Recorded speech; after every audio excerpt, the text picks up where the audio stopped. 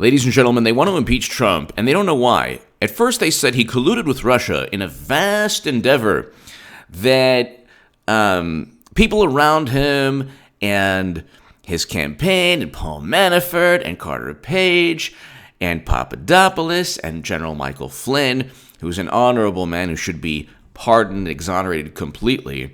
All of these people, according to the Steele dossier, met with Russian intelligence officers to conspire against the United States government and Hillary Clinton. It never happened. If you read the Steele dossier, it's not just, oh, Russia interfered. First of all, they didn't interfere in anything. That's a bunch of nonsense, and I don't care who says it, whether it's Trump's administration or the Obama administration or people who are just trying to be fair and say, well, they did interfere. No, they didn't interfere. I want to know which Facebook ads. I want to know how many people, and I want to know where in the United States these Facebook ads and these people swung the election. Which were the most efficient and effective Facebook ads? The Buff Bernie coloring book? Which one was it? I want to know.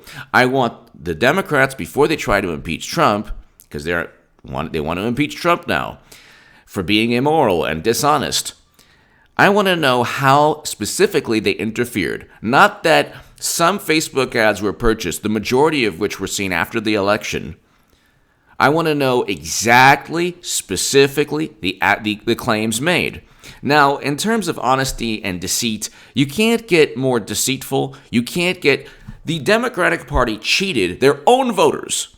This is where we're at, ladies and gentlemen. They've completely erased that from history. Their voters now have forgotten about that. They have no clue. I think Bernie was given every chance to win, right, in 2016. Thank God he didn't win, because we have President Trump, who's bringing home Americans from counterinsurgency conflicts, a great economy, record low Black and Latino unemployment, 500,000 manufacturing jobs.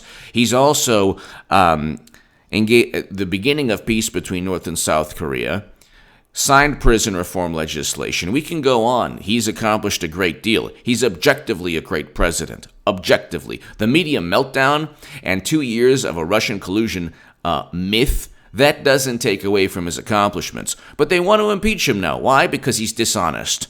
Well, he's less dishonest than Hillary Clinton, who stated she never sent or received classified information, stated that nothing was marked classified, stated that she used servers for convenience. Those were all lies. That never happened. She used servers outside of the United States government, where she transferred top secret and special access program intelligence. Her servers she sent and received classified data, but they stored top secret and special access program intelligence. How did that top secret and special access program intelligence get there? Did it grow wings and then fly out of the Joint Worldwide Intelligence Communication System? Democrats don't care about any of this stuff. They pretend to care about national security.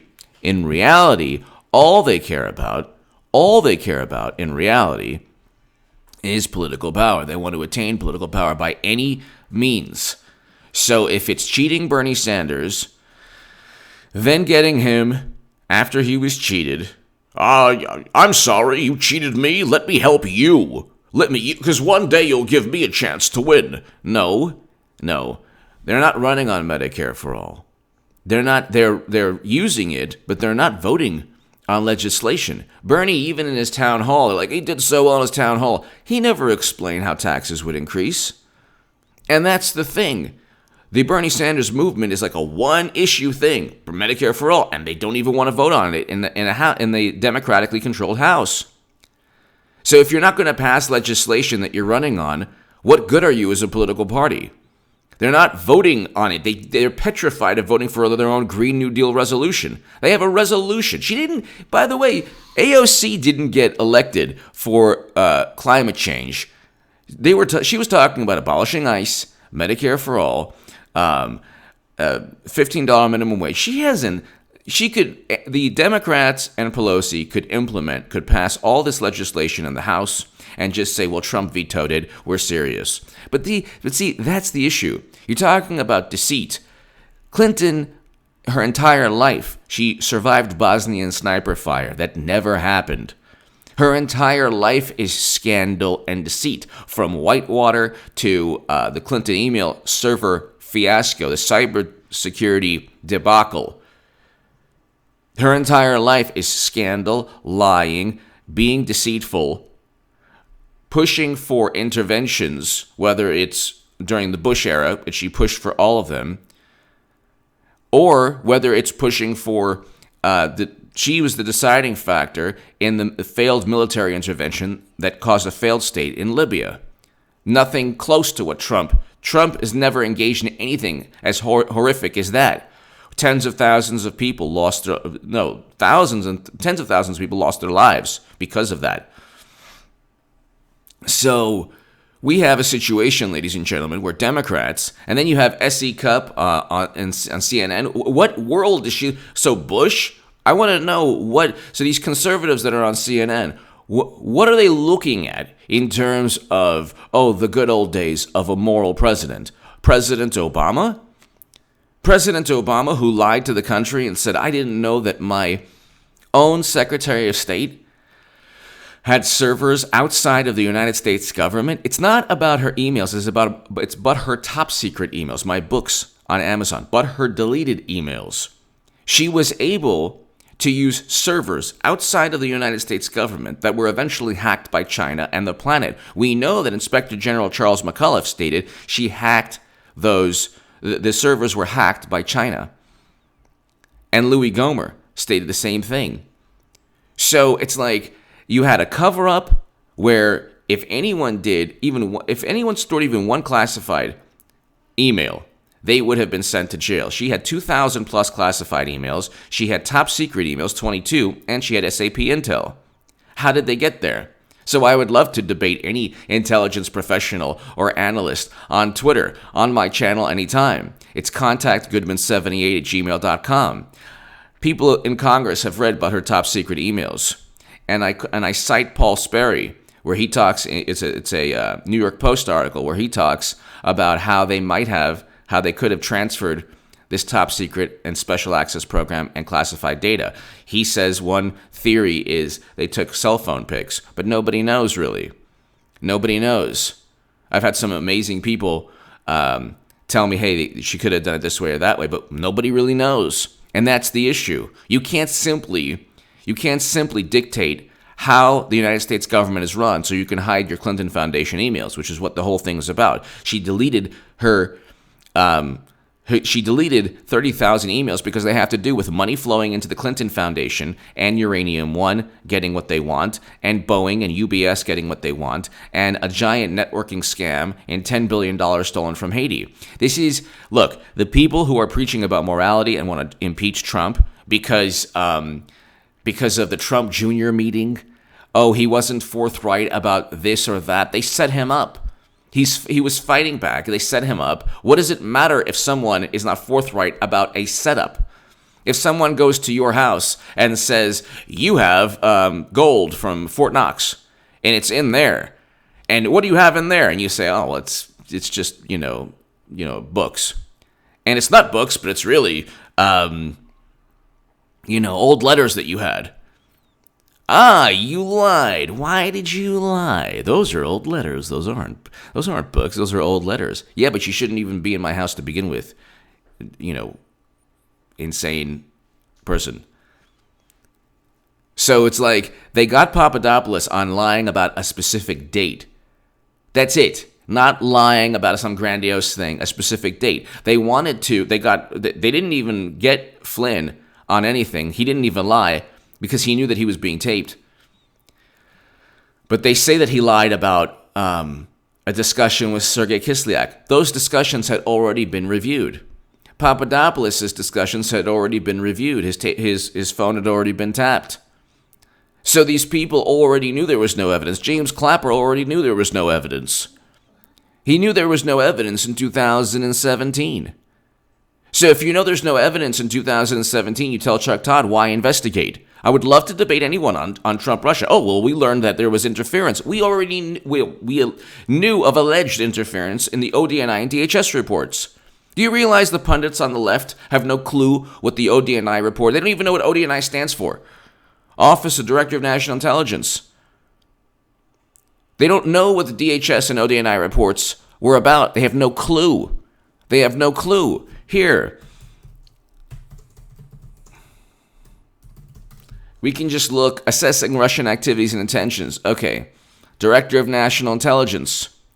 You want to know how certain we are about all of this? Estimative language. Confidence.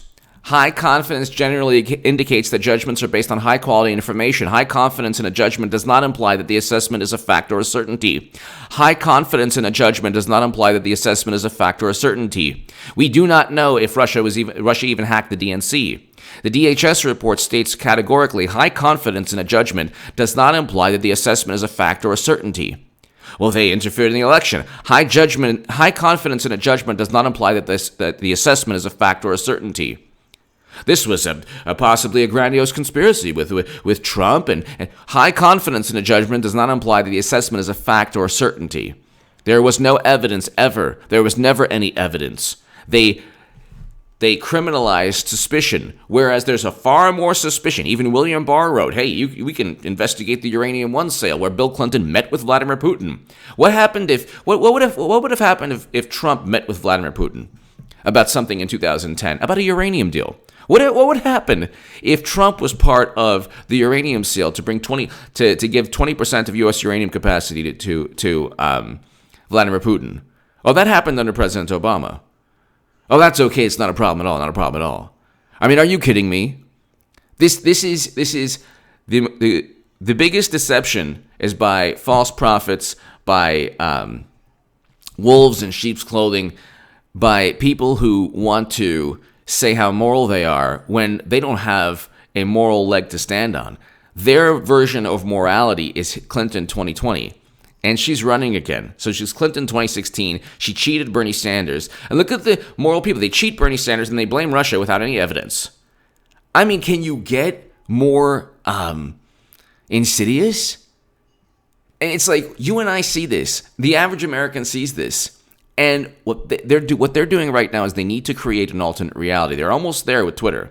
So they have this Twitter theocracy. They have Hollywood, Twitter, they have media, and they need to create this alternate reality where as long as they push an absurd narrative and enough people believe this narrative, they have a political party. Because they're not running on legislation like I explained earlier. They're not actually abolishing ICE. They're not actually voting on Medicare for all because it would tank the economy and you'd have to double to triple taxes. The Mercatus study says that, and there's the Urban Institute. There are studies that say it's going to be expensive. Everyone would have their taxes increased by a large margin, exponentially. So they're not running on that because they know that if they just talk, oh, well, everyone deserves this. Yes, it's true. It would be nice. But you know what? If it's not feasible, they're not talking about the study that says once people know that their taxes will be double or tripled or increased by 50%, then the support for Medicare for all plummets to 20%, something like that. People don't want to pay more in taxes. They don't. And not just a little bit more. They don't want their taxes to go up double. Or they don't want their taxes to go up 50 or 60%. Or even 20 or 30%. That's why Democrats can't run on their own legislation that they say that they're so moral for even espousing. So the Democratic Party they need to impeach Trump because what else do they have? They can run on, oh, this is an impeached president. His conduct is unbecoming. Oh, well, we long for the good old days of President Obama doing nothing with Standing Rock, letting people get brutalized, with Standing Rock. It's like unbelievable. They erase history, but luckily you have me, this channel, my writing. You have you have yourself. You have your memory. You don't have to believe. They try to erase history because their voters demand that. They can't admit that they cheated Bernie Sanders. They can't admit that Clinton survived Bosnia sniper fire. They can't admit that $10 billion was stolen from Haiti. They can't admit that Hillary Clinton and Obama and Biden caused Libya to become a failed state with a military intervention. They destroyed an African nation.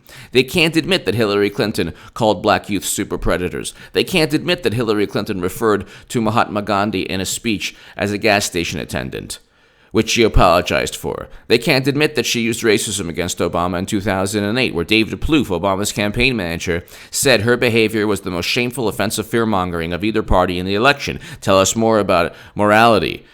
These people on the left are devoid of morality. What they have is a groupthink, a Twitter theocracy, and that's all they care about. Give me your thoughts below. Share this segment everywhere. Subscribe to this channel, and also happy Easter. Thank